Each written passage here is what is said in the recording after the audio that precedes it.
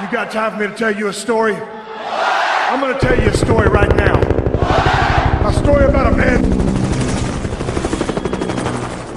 Look around you. In the 7th Cavalry, we got a captain from the Ukraine. Another from Puerto Rico. We've got Japanese, Chinese, blacks, Hispanics, Cherokee Indians, Jews and Gentiles, all Americans. Now here in the States, some men in this unit may experience discrimination because of race or creed. But for you and me now, all that is gone. We're moving into the valley of the shadow of death, where you will watch the back of the man next to you as he will watch yours. And you won't care what color he is or by what name he calls God. They say we're leaving home. We're going to what home was always supposed to be. So let us understand the situation. We are going into battle against a tough and determined enemy.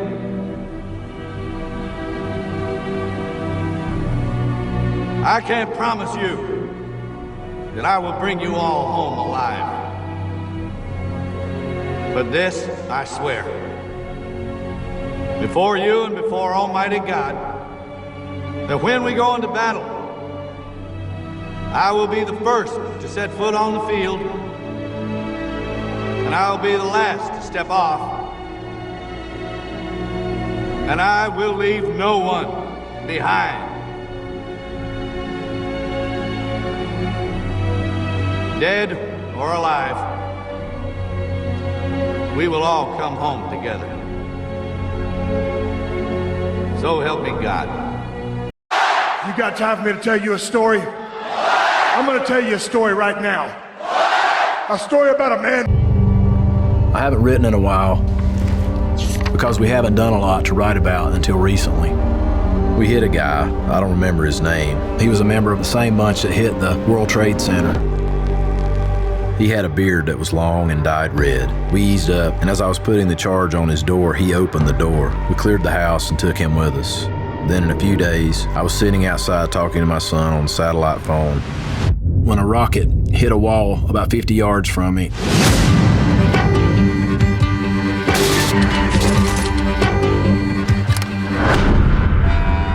I haven't read these things since I wrote it, because it's just a lot to sit down and digest, and it brings it all back. It brings back the heat and just that time of the war.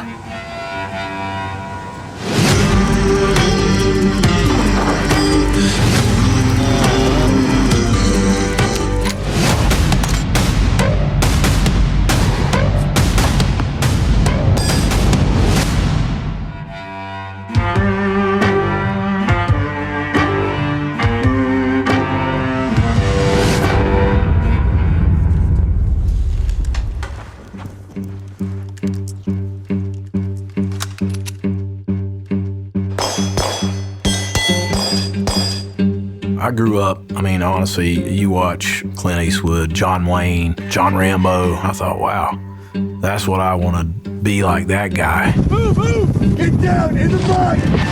I'd noticed an article in Parade magazine. It was an old magazine that would come out in a newspaper, and it had on the front of it these muddy guys, and it said, are these the toughest men in the world? And it was Navy SEALs, and I never even heard of them. And I read the article, I got to studying it, and I brought it up to the recruiters, and of course the Navy guy's like, I don't know, do you want to be a nuke, on a nuclear submarine? I'm like, no, I'd like to talk about being a SEAL. And of course he gave me some pretty poor advice, how to train to be a Navy SEAL. He goes, you go out and cut a big log about this big, and then you carry that thing up and down hills and stuff where you live, and you'll be ready. And I was like, okay. Watching my dad work from daylight till dark taught me the value of hard work and dedication, and it really taught me to be prepared for situations like Bud's. I think you were about 17. Us not knowing about the Navy SEALs, but we did know that you had read all about it, you knew all about it, and you knew what it would take to get it done. So I'd have people asking me, why are you carrying a log up and down the highway? Yeah. And at that time, we weren't aware about the SEALs. We just didn't realize what all you had to go through. Well, I remember showing you a picture of one of them carrying a boat motor or something, and you're like, well, you better get an education. That guy don't look like he's very smart. I think your goal was you really was prepared for it. Yeah. If you hadn't been prepared for it, it'd been a lot harder. Well, it's all mental. Yeah. Anything's mental. That's the part. Your military's great, but to turn out to be a good person, that impresses me more. Y'all instilled a lot in me, and so that's probably where it all came from. Well, so you probably caused a few gray hairs once we found out what it was all about. I didn't just prepare by carrying a log around. I had a buddy who I played baseball and football with in high school, and he had a swimming pool in his backyard, and he actually taught me really how to swim. It's been a while since we've been here. It has been a while. A lot of time on this field right here.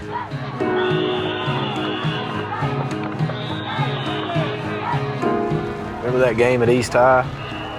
Yeah. Sandy. Yeah, how's it? That big running back they had, yeah. When we ran him out on the edge there. We gave him the good news. We did.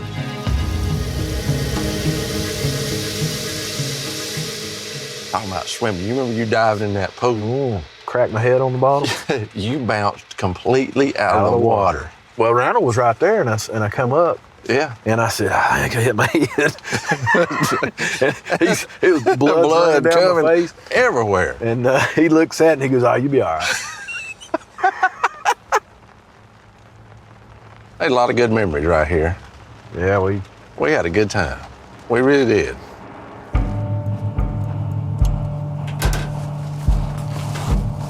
So from 1989 to 1992, I was assigned to SEAL Team 8. We had deployed where we conducted reconnaissance and sniper missions. In 1992, I was asked to screen for Naval Special Warfare Development Group. I was selected and made it and was a assaulter and a sniper. You go in and deal with terrorists. I mean, that's your job, in buildings and wherever they're at. We weren't like going to war like all the time, it was just like we'd do a mission once a year. And by this time I've got a couple kids. If you're going to war, it's one thing, but if you're going skydiving for 3 weeks in Arizona, I was like, it's not my thing. And so I separated, and so that I could be at home more. And I became a game warden in North Carolina. I was a wildlife officer for 5 years. I was in Henderson County, Montgomery County, and I came back to my home county here in Wilkes in 2001. I mean, honestly, I had a really good run as a wildlife officer, and I would have still been a wildlife officer if it hadn't been for 9/11. Definitely an eye-opening moment for me. The feeling of I just want to do something. For me, it was like, okay, this is when I should be in. I got out because we weren't at war. We're at war, I'm going back.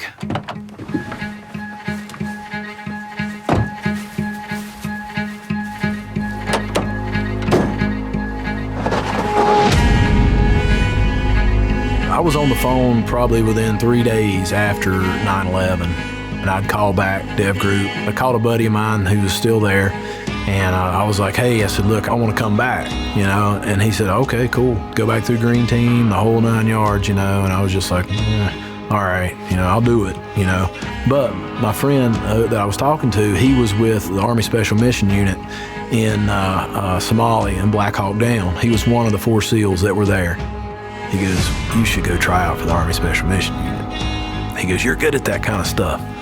And I'm like, what? We're SEALs. And he's like, he ain't fast-smoking Army guys.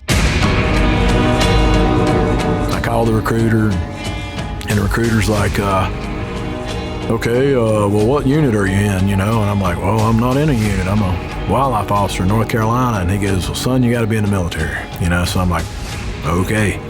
So I drive down to the local National Guard unit the next day, and I'm like, what's the least time I can sign up here, you know? And they're like, well, we have a special year enlistment, you know? And I'm like, that's me. Sign me up. Go back home the next day, I call that recruiter back. I'm like, hey, I'm in the military. He's like, really? And I'm like, yeah. So I'm in the National Guard here in my home county. I get through selection, and then I end up getting through OTC, which is operator training course, and I get out of that, and then we invade Iraq.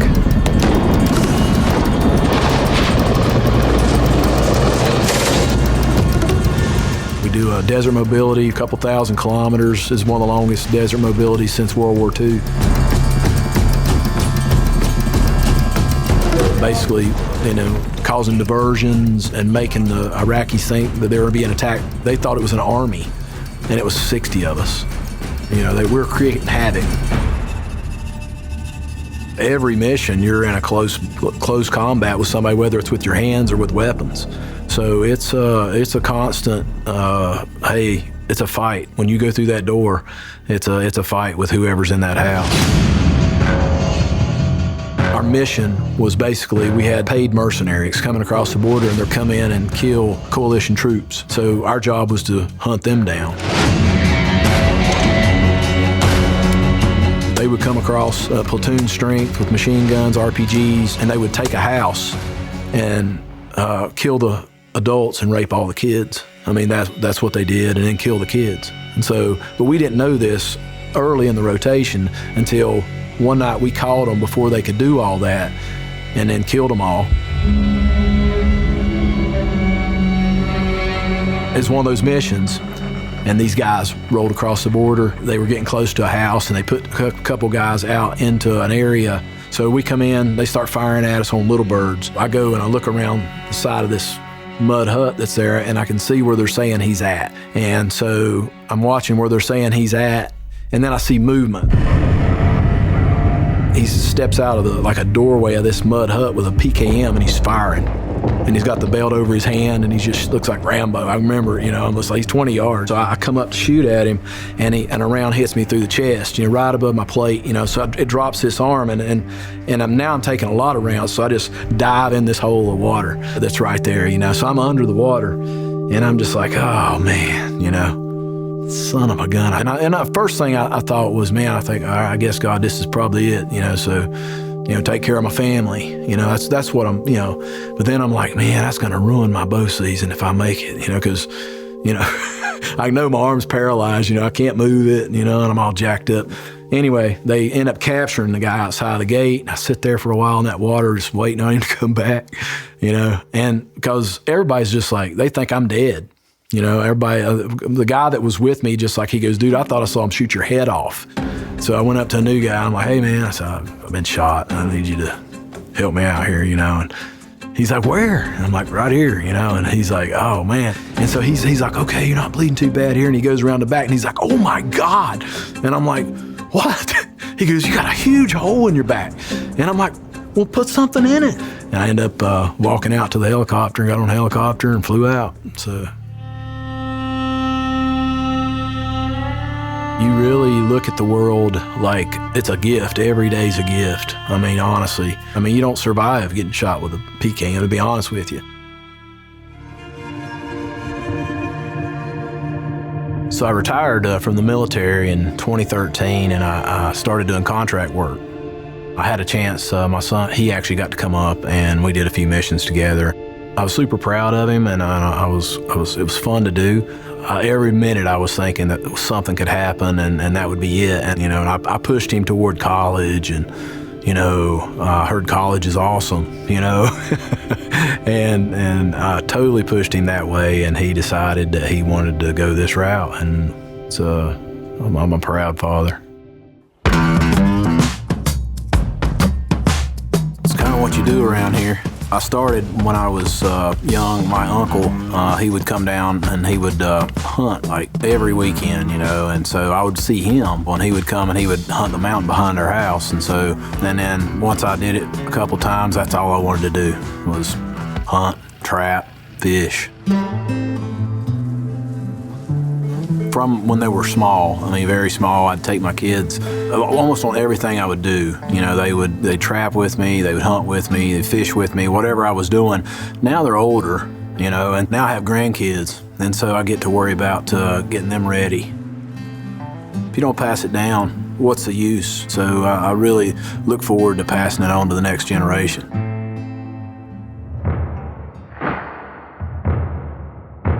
I work with several organizations, one of them being Wounded Warrior Outdoors, and that really is healing for me as well as it is the other Wounded Warriors to go and just volunteer and help those guys, because 22 veterans a day commit suicide, and so if we can keep one of them from doing that, you know, it's a blessing to us, and it's just a calling I feel like I have right now.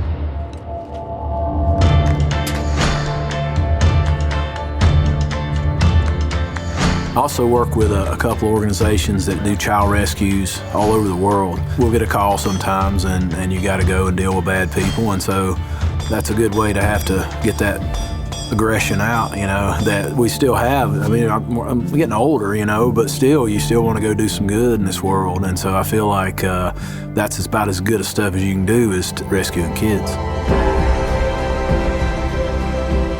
Our generation has to be the ones that step up and say, hey, look, I'm going to be a person that gives and dedicates my time and energy to helping other folks. Well, sacrifice means to me that you're agreeing to do something that you probably would rather be doing something else at this moment, you know, but you agree to go anyway.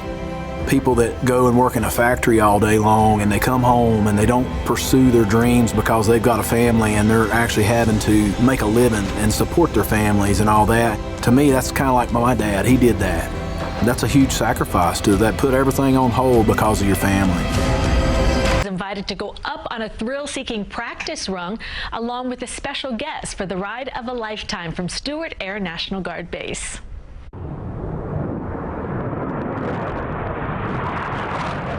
Are we going to do barrel rolls? Absolutely. Here we are. More? Actually, no, we haven't. Okay. All right, cool. All right, here comes the canopy.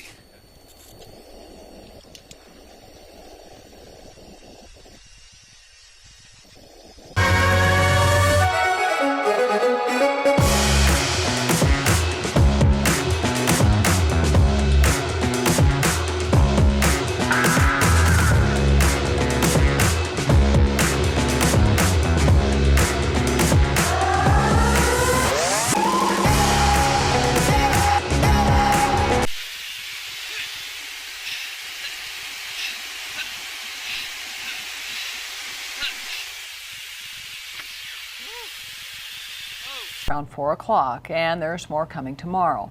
But our own Chris Weimer got a performance of his own, and he brought along a special guest. Exciting day flying with the Navy's Blue Angels. Amy, we understand that you broke the sound barrier.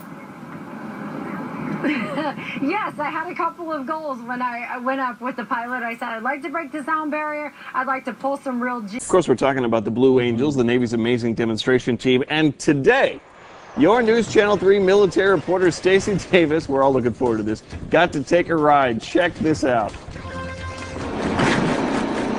1 foot at a time, I stepped into my flight suit and zipped up for the ride of a lifetime. Since this was my first time. Demonstration team, the elite Blue Angels. Only one tri-state reporter was invited up in an FA-18 with a Blue Angel. 9 News reporter Adam Marshall was the lucky man, and here's a look at the ride of his life.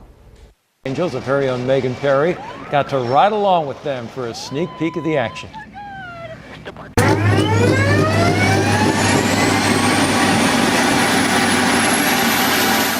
Needless to say, when I found out I was selected to fly with the iconic Blue Angels, I was excited. As an alternate rider last year, I'd heard the stories of how people passed. See you, bud. All right, he's going to run out in front of the jet. I'll get the engine started. The canopy will come down, so make sure your hands and feet are inside. And that'll be that. If you look down next to your left knee where it says L Engine R, you can see our engine instruments down there. So once I start the motors up, the right engine will start first. Once the RPM gets to above 60%, you'll hear some beeps and squeaks and some pressurization in your ears for a second. And then we'll talk on the other side of all that noise, okay? Oh, okay. All right, here we go, Adreno.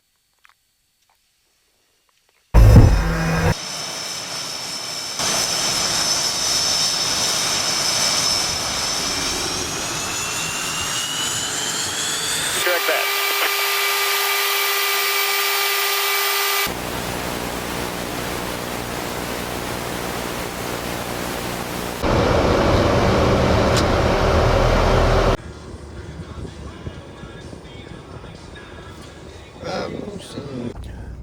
New Amazon warehouse that they built out here in Cocoa that they have not occupied yet. So they have to patrol this even though it's not occupied. Last week in Cocoa. It happened at the Village Green Apartments on Dixon Boulevard when police say the armed suspect's car was being towed and an officer was standing by. News 6's James Barbero learns much more from the new arrest affidavit.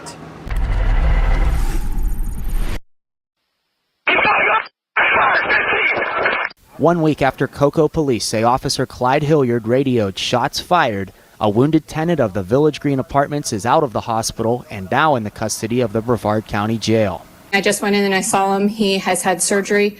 Without her client in court, defense attorney Kathleen Rallo telling a judge Dexter Bray is still injured after police say the 51-year-old pointed a gun at a tow truck driver and an armed security guard who shot him.